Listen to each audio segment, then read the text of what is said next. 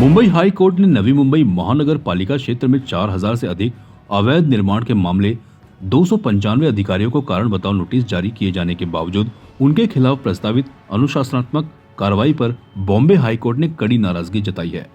मामलों को लेकर सख्त रुख अपनाते हुए स्पष्ट किया है कि केवल अवैध इमारतों पर कार्रवाई करना पर्याप्त नहीं, बल्कि इसके लिए जिम्मेदार अधिकारियों की जवाबदेही भी तय की जानी चाहिए। अदालत ने मामले में जिम्मेदार 5 अधिकारियों के नाम प्रस्तुत करने के निर्देश दिए हैं।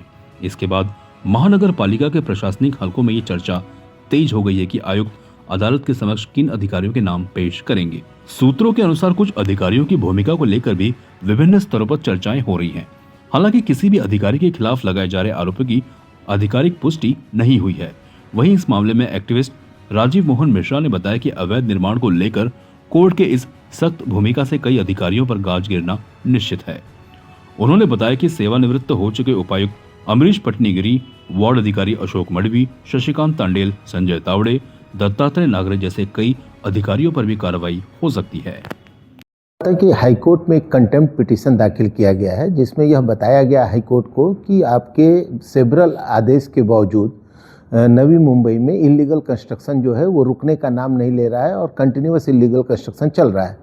उसको लेकर के हाईकोर्ट ने पहली बार, मुझे ऐसा लगता है कि हाईकोर्ट का ऐसा रुख दिख रहा है कि उन्होंने ऐसा माना है कि अगर कोई इलीगल कंस्ट्रक्शन कहीं हो रहा है तो उसके लिए सबसे ज़्यादा जो जिम्मेदार लोग हैं वो सरकारी अधिकारी हैं, वो संबंधित अधिकारी हैं प्लानिंग बॉडी के, जिनके हाथ में कि इस इलीगल कंस्ट्रक्शन को रोकने की जिम्मेदारी है, मगर उन्होंने अपनी जिम्मेदारी ठीक से नहीं निभाई है। इस कारण से भूमाफियाओं का मनोबल बढ़ा है और उन लोगों ने इलीगल कंस्ट्रक्शन किया है। ये हाईकोर्ट का व्यू है और इसीलिए हाईकोर्ट ने कहा कि हमको इतनी बिल्डिंगें बनी और तब तक वो अधिकारी को पता नहीं चला या वो खामोश रहा, ऐसे अधिकारियों की सूची हमको दीजिए और केवल सूची मत दीजिए, उन पर कार्रवाई करके आप उनका रिपोर्ट दीजिए कि उनको पर क्या कार्रवाई की। तो नवी मुंबई महानगर पालिका ने 295 लोगों की एक सूची और उनको दिए हुए सो कॉज नोटिस की प्रत वगैरह के साथ हाईकोर्ट के पास पूरा एक डड्डा रख दिया। तो हाईकोर्ट ने कहा कि भाई इस तरीके का अगर आप हमारे सामने जो रिपोर्ट ला रहे हैं, ऐसे में तो 25-30 साल लग जाएंगे कार्रवाई होते होते। मुझे आप कम से कम 5-6 ऐसे लोगों को चिन्हित कर करके उन पर कार्रवाई करके वो रिपोर्ट दीजिए जो सबसे ज़्यादा जिम्मेदार हैं नवी मुंबई में इलीगल कंस्ट्रक्शन के। उन अधिकारियों को ऊपर आप कार्रवाई कर करके उसकी लिस्ट हमको दीजिए। और इसके लिए 21 तारीख को हाईकोर्ट ने डेट रखा है और हमको उम्मीद है कि उसके पहले निश्चित तौर पर नवी मुंबई म्यूनिसिपल कमिश्नर जो हैं उनको कुछ न कुछ लोगों के ऊपर कार्रवाई करनी पड़ेगी। और मुझे तो ऐसा लगता है कि इसमें जो कुछ लोग 2016 के बाद, मैं कहता हूं कि उसमें कुछ ऐसे लोग हैं जो 2 साल पहले या 3 साल पहले या 4 साल पहले रिटायर कर गए हैं। उन लोगों की भूमिका भी बहुत ही गंभीर रही है और वो लोग बहुत बड़े टेन्योर तक, ये लोग विभाग अधिकारी के रूप में या डिप्टी कमिश्नर ऑफ इंक्रोचमेंट के रूप में इन लोगों ने पद संभाला है और उनके समय में सबसे ज़्यादा इलीगल कंस्ट्रक्शन हुए हैं। तो उन रिटायर अधिकारियों की भी पहचान की जानी चाहिए जो इस तरह के इलीगल कंस्ट्रक्शन को बढ़ावा दे करके फिर रिटायरमेंट लेकर करके घर बैठ गए।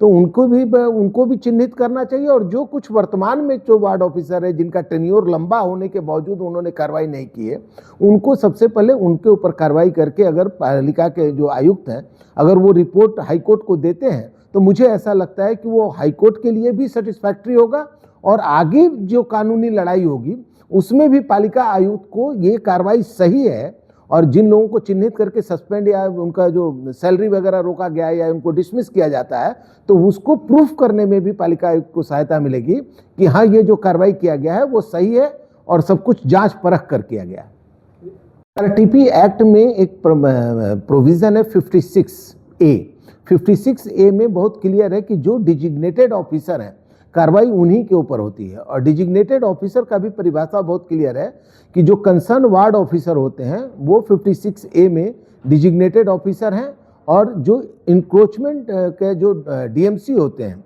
या तो फिर आप अगर सिडको के मामले में चले जाएंगे जो मुख्य नियंत्रक इंक्रोचमेंट है, ये लोग भी डिजिग्नेटेड ऑफिसर में आते हैं। तो इनके ऊपर कार्रवाई का प्रोविजन है और इनके ऊपर आर्थिक दंड के साथ साथ 1 साल जेल की सजा भी इनको हो सकती है। ये प्रोविजन 56A में किया गया है। फिर कौन से अधिकारी जिस पे आपको संभावना है कार्रवाई हो सकती है?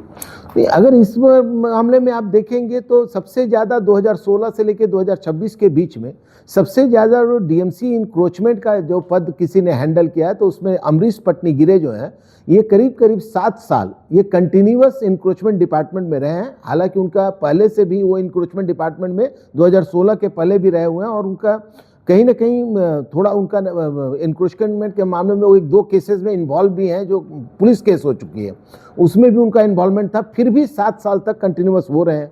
उसके बाद वार्ड ऑफिसर की अगर आप बात करेंगे तो वार्ड ऑफिसर में जैसे अशोक मडवी थे, जो 5 साल कंटिन्यूअस कोपर खैरना में वो वार्ड ऑफिसर रहे हैं। उसके बाद संजय तायड़े हैं, उनका भी बहुत लंबा कार्यकाल रहा है as a ward officer. Dattatreya Nagare हैं, शशिकांत तांडेल हैं, जो 5 साल कंटिन्यूअस वो बेलापुर में वो उन्होंने वार्ड ऑफिसर का काम किया। इस तरह से बहुत सारे ऐसे नाम हैं जिनका कि टेन्योर जब आप देखेंगे तो मालूम चलेगा कि 2016 से लेकर 2026 के बीच में उन लोगों ने सबसे ज़्यादा काम किया है।